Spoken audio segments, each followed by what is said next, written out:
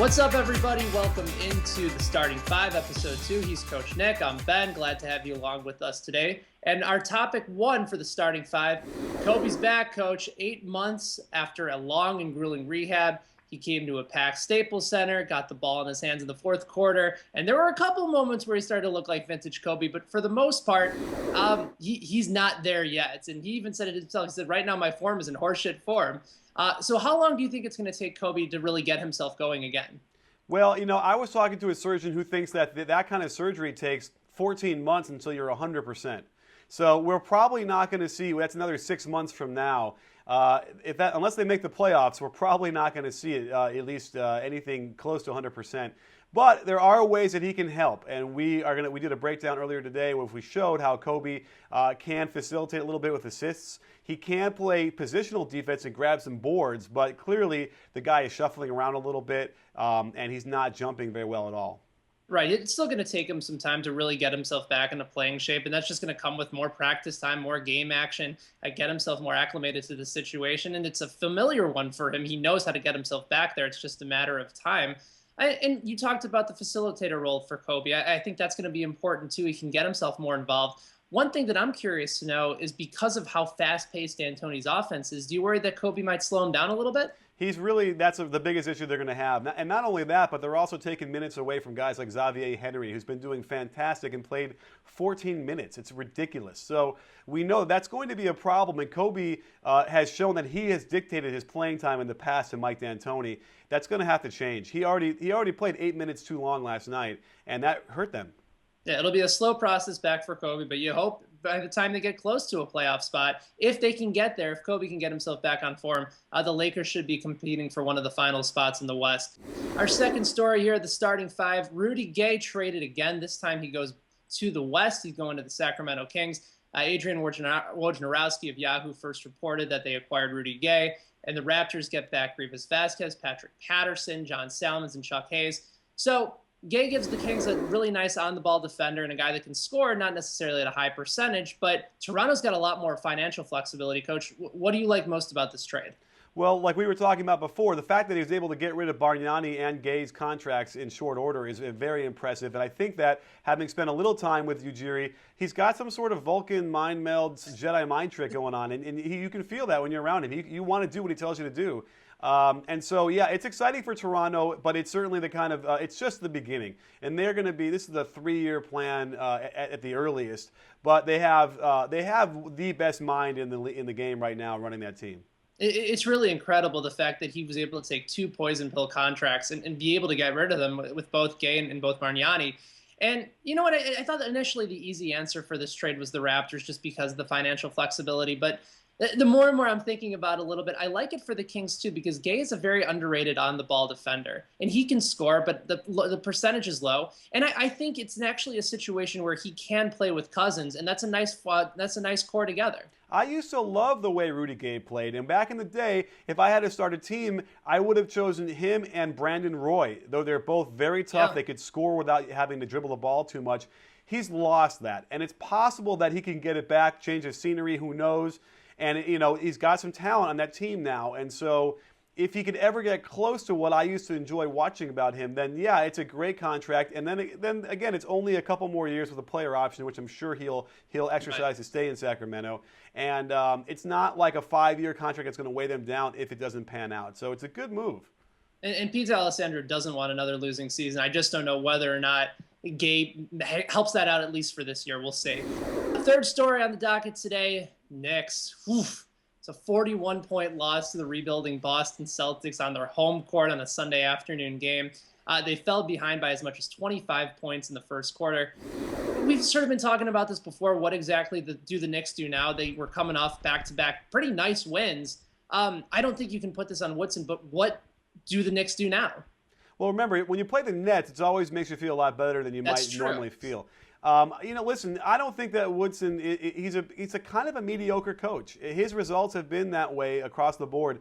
Last year, I think it was more of an anomaly, and we had shown the issues defensively that they had, helping one pass away, allowing middle penetration, and doubling off of off the post from one pass away. And those things finally caught up to them. And in the long run, that always will, because the three-point shooting they got last year walked out the door, half of which walked out the door, and it was also unsustainable to begin with. So it's a real problem when you don't have that kind of three-point shooting, and it's not hiding those warts anymore. You're right. And this was an energy game that they really just fell flat on. And against Boston, the hustle for Boston's always going to be there. But for New York, it wasn't. They were lethargic, didn't get a whole lot of second chance points. I still think Woodson should keep his job at this point. If you go and bring in Allen Houston to replace him, I don't think you're going to have a whole lot of difference. We saw the impact Chandler has had when he's not there. And J.R. Smith was just shooting out of his mind last year. And so that's really been big to haunt the Knicks this year. Yeah, I think they're mired in mediocrity for a while. They're going to have to try and get rid of J.R. Smith. Who knows, maybe even Melo. I just feel like Melo as your number one is never going to be a serious title contender. Yeah, a lot of decisions for the Knicks so far. Topic number 4, it's the Los Angeles Clippers. They are hurting, coach, at shooting guard. J.J. Redick is hurt. Matt Barnes is hurt. Reggie Bullock is also hurt. So they're looking to sign Steven Jackson. This is according to ESPN. He was released by the Spurs in early April, right before the playoffs. Do you think he could be a fit? And realistically, if he does come in, how much can Steven Jackson contribute at this point? I mean, he could be that Matt Barnes again. He's pretty much that kind of similar player. But, there's always the issue in the locker room, how he's going to blend in and whether that can work. It's a body. They need a body to get in there for practice. He's got some ability, even though he's kind of long in the tooth at this point of his career. I don't think it's going to, make a significant difference for them either way. Even if he plays really well, it's still not quite, he doesn't quite do exactly what they need. And so with a new coach and these new players and these injuries, they're going to struggle for a long part of this season. And Kurt Heelan on Pro Basketball Talk pointed this out today in his article that Jackson last year was only averaging 6.2 points a game, only shot about 37.3%, around 27% from three. His player efficiency rating was right around 8.1. And this is a guy that's playing in a system that, with Popovich, that usually maximizes talent rather than minimizes it. So, listen, if it's a gamble like this, if you give him a 10-day contract and maybe just sign him to really nothing at this point, I don't hate the idea. There's not a whole lot of damage in that limited amount of time you can do. But what I do know is that they do need Redick and they do need Barnes if they're going to consider themselves to be championship contenders. Absolutely, but even then, I'm not sure that what they had when they were healthy was enough either way. Fair enough. Final story today here on the Starting Five. It's been an ongoing story for a while, Coach, and that's the future of Houston center Omer Asik. Mark Stein of ESPN's reporting that the Rockets would prefer to trade Omer to an Eastern Conference team. A couple teams maybe that come to mind are the Philadelphia 76ers. Sam Hinkie was with Daryl Morey when they signed Asik back in 2012. Atlanta could be a possibility, and then a couple Western Conference teams, perhaps Portland and Dallas. I throw the question to you. Where do you see Omer Asik landing?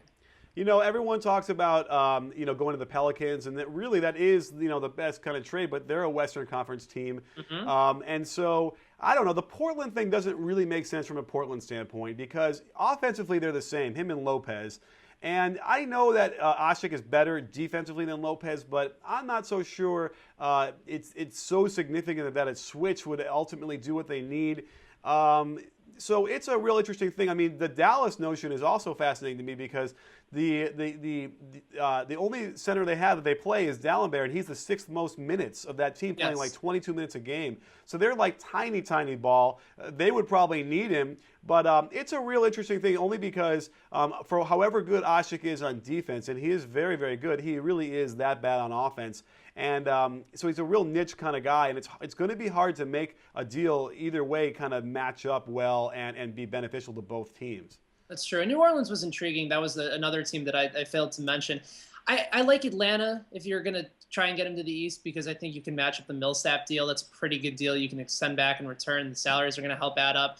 But I really like Dallas. And I think you're right. They need someone than Dallenberg, and Brandon Wright's still coming from injury, but he's a little bit small at the 5 position. Asik gives him a really nice presence at the 5, and Dallas was a team that really wanted Dwight Howard to have sort of a similar role. And obviously, Dwight's offensive game is much more improved than Omer's, but on the defensive level, you're right. He's a really good defensive center. He can help stop at the high screen and roll. He can move around a little bit. I think Dallas makes a lot of sense if they want to be able to find a way to get him there. Yeah, I'm not quite sold on the whole Atlanta notion either.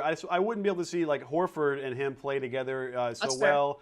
And so that might be interesting. And I think Danny Ferry sort of likes what he's built a little bit here. So we'll have to see what happens on that one. But certainly, it'll be intriguing to watch. And he's gone somewhere, and probably somewhere pretty quick. We will see next week if Omer remains in Houston. We'll see whether or not Kobe continues to get better. All these stories and more, be sure to stay tuned with us here on The Starting Five. He's Coach Nick. I'm Ben Heisler. We will do it again soon. No flipping.